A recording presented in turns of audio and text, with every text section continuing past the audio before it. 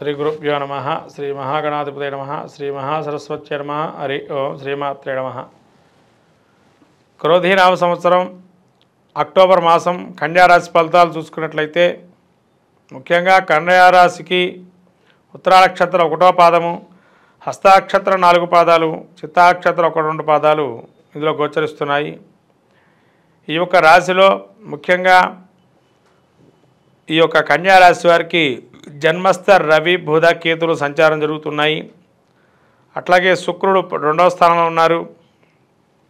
వక్రగతి అయినటువంటి శని 6వ స్థాన సంచారము, 5వ స్థాన సంచార వీక్షణ, రాహు 7వ స్థానంలో ఉండడం, అట్లా గురు వక్రగతి వల్ల 8వ స్థాన వీక్షణ, అట్లాగే ఈ యొక్క కుజుడు 10వ స్థానంలో ఉండడం. ఇటువంటి పరిస్థితి చూసినట్టయితే ముఖ్యంగా ఈ కన్యారాశి వారికి ముఖ్యంగా లగ్న అంటే జన్మరాశిలో రవి బుధులు కేతువులు ఉండటం వల్ల ప్రతి దాని విషయంలోనూ కూడా 1-200% పూర్తిగా ఆలోచన చేయాల్సి వచ్చిన పరిస్థితి ఉంటుంది. ఎంతో శ్రమ చేస్తే తప్ప ఫలితాలు రాని పరిస్థితిగా గోచరిస్తుంది. అట్లాగే సగంగా ఆలోచించడము, అట్లాగే ఈ శుక్రుడు 2వ స్థానంలో సంచారంలో కుటుంబంలో మాత్రం చాలా అద్భుతంగా ఫలితాలు ఉంటాయి. దాంపత్య అనుకూలంగా ఉంటుంది. అనుకున్న పనులు నెరవేరే అవకాశం ఉంటుంది. ధనరాబడి కూడా బాగుంది. మేము మెచ్చుకునే వాళ్ళు కొంతవరకు అవకాశం ఉంటుంది ద్వితీయ స్థానం శుక్రుడు సంచారం వల్ల.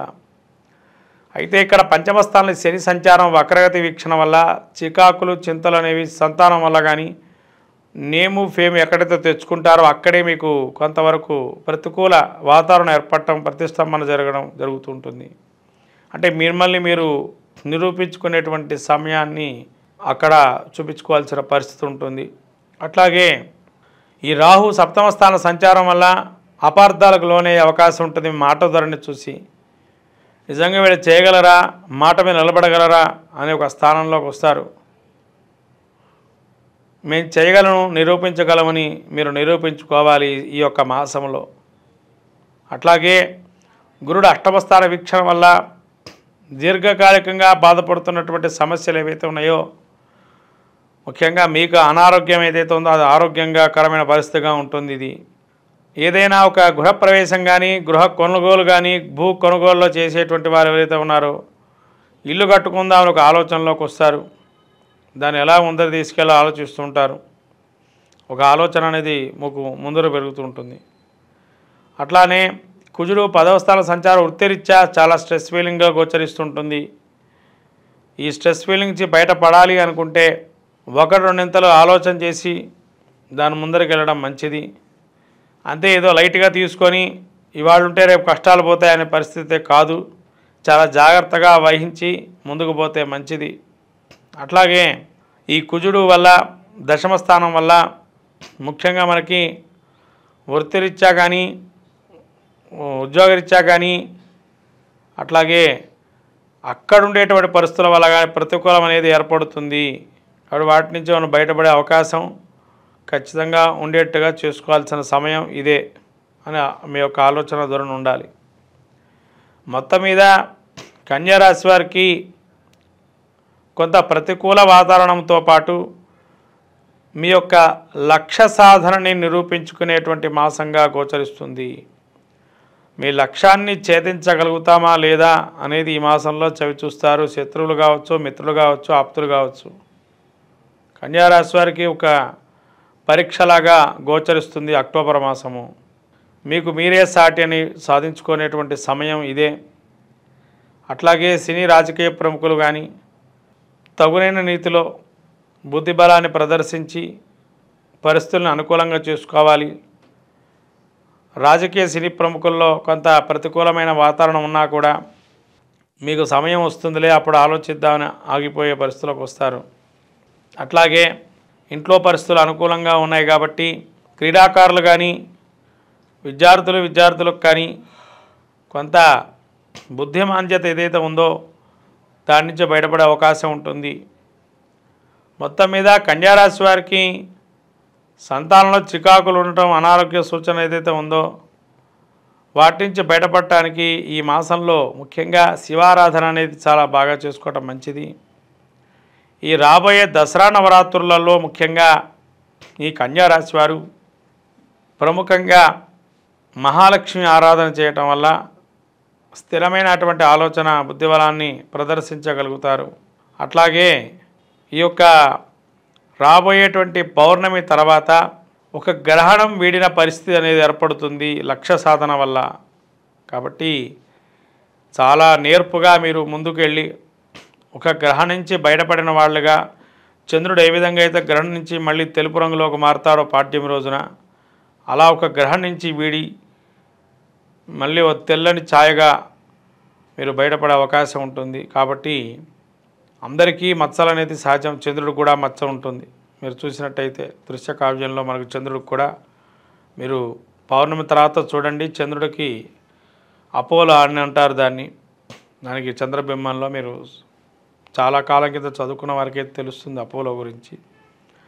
కాబట్టి చంద్రుడికి కూడా ఒక మచ్చ అనేది సహజంగా శివుడి వలనో, గణపతి శాపాల వలనో, లేదా దక్ష ప్రజాపతి యజ్ఞం చేసిన వలనో అనేక శాపాలు జరిగాయి. కాబట్టి చంద్రుడు బయటపడ్డాడు. అలానే ఈ కన్యారాశి వారు ఈ మాసంలో అన్ని పరీక్షల్లో నెగ్గి పైకి రావడానికి అవకాశాలు ఎక్కువగా ఉన్నాయి. వాటిని మీరు ముందు చూపుగా ఆలోచన చేసి బయటపడడం మంచిది. ఈ ఆశ్వీజ మాసంలో ముఖ్యంగా అందరూ కూడా దసరా నవరాత్రులు విరివిగా చేస్తుంటారు. శక్తికి అనుకూలంగా ఈ దసరా నవరాత్రులలో అందరూ కూడా ప్రత్యేకంగా చేసుకునేటువంటి అంశం ఏంటంటే కుంకుమార్చన అంటారు. అమ్మవారికి ఇష్టమైంది ఏంటయ్యా అంటే కుంకుమార్చన. ఒక్కొక్కరికొకరు ఇష్టం కాబట్టి కుంకుమార్చన అనేది అమ్మవారికి ఇష్టంగా చేస్తారు. అలానే చీరలు కట్టడం, ప్రతి అమ్మవారికి ఒక రకమైన రంగు చీరలు కడుతూ ఉంటారు. ఈ ఆశ్వీజ మాసంలో ఈ ద్వాదశ రాసుల్లో జన్మించినటువంటి వారందరూ కూడా రాబోయే అంటే జరుగుతున్నటువంటి ఆశ్వీజ మాసంలో అమ్మవారి అనుగ్రహం పొందటానికి కానీ ప్రతినిత్యం కూడా అమ్మవారికి మీ ఇంట్లో ముఖ్యంగా చందనాది తైలం కానీ లేదా జవ్వాది దొరుకుతుందండి మార్కెట్లో. ఈ జవ్వాదితో కానీ గంధాన్ని మిశ్రమాన్ని చేసి అమ్మవారికి పెట్టినా కూడా మంచి ఫలితాలు గోచరిస్తాయి. అమ్మవారికి ఇష్టం ఉంది ఏంటంటే తాంబూరతపూరిత. మనకు లలితా సహస్రనామంలో అనేక నామాలు ఉన్నాయి. అమ్మవారికి తాంబూలం అంటే సౌందర్య లహరిలో కూడా మనకేం చెప్పారు అంటే అమ్మవారి నాలుక ఎర్రగా ఆ తాంబూల చరణమరణం చేసుకుంటే ఎట్లా ఉంటుందో తాంబూల చరణమరణం, ఆ తాంబూలాన్ని అమ్మవారికి మనం పెట్టాలి అన్నారు. ఇక్కడ ఉపవాస దీక్షగా ఎవరైతే ఉంటారో తాంబూలాన్ని గనక సమర్పణ చేస్తే అమ్మవారికి చాలా మంచిదైనటువంటి అద్భుతాలు మనకు గోచరిస్తాయి.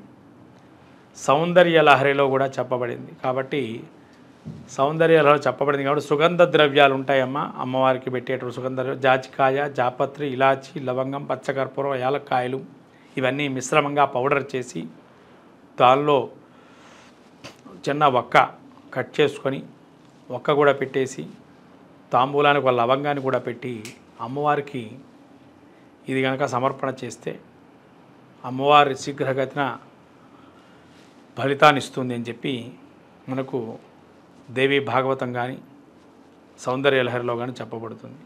అట్లాగే లలితా సహస్రనామంలో కూడా అమ్మవారికి ఇష్టమైంది బెల్ల పాయసంగా చెప్పబడింది. దుర్గాదేవికి బెల్ల పాయసాన్ని ప్రతినిత్యం కూడా అమ్మవారికి పెట్టడం వల్ల ద్వాదశ రాశులు అద్భుతమైనటువంటి ఫలితాన్ని పొందుతారు. ఈ ఆశ్వీజ మాసంలో రాబోయేటువంటి పౌర్ణిమ కూడా చాలా విశేషంగా అశ్విన్య దేవతలకు సంబంధించినటువంటిది. అంటే రాజవైద్యులని పిలుస్తుంటారు వీరిని.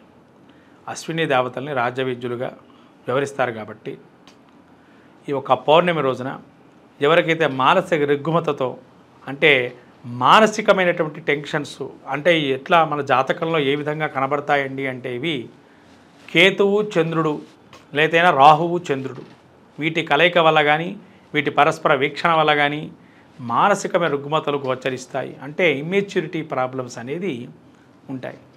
వాటికి కాను రాబోయేటువంటి పౌర్ణిమ ఏదైతే ఉందో ఆ రోజు కానీ చంద్రబింబానికి అంటే పౌర్ణమి నాటి చంద్రబింబానికి కానీ పాయసాన్నం చూపించినట్లయితే అన్ని భయాల నుంచి కూడా తొలగింపజేస్తుందని మనకు లలితా సహస్రనామంలో చెప్పబడింది. పాయసాన్న ప్రియాత్వస్థ పశులోక భయంకరి అని చెప్పబడింది. కాబట్టి పాయసాన్నాన్ని ఎవరైతే నివారణ పెడతారో అన్ని భయాల నుంచి కూడా పశుపక్షాదుల నుంచి ఉండేటువంటి భయాలు కానీ అనేక జంతువులు కానీ మనలో ఉండేటువంటి రాక్షసత్వాలు కూడా నిర్మూలన చేస్తుందని పాయసాన్నం అంటే. అందుకని బెల్ల పాయసాన్ని కానీ పెట్టినట్లయితే అమ్మవారు అన్ని అనుగ్రహాన్ని మనకు ఇస్తుంది.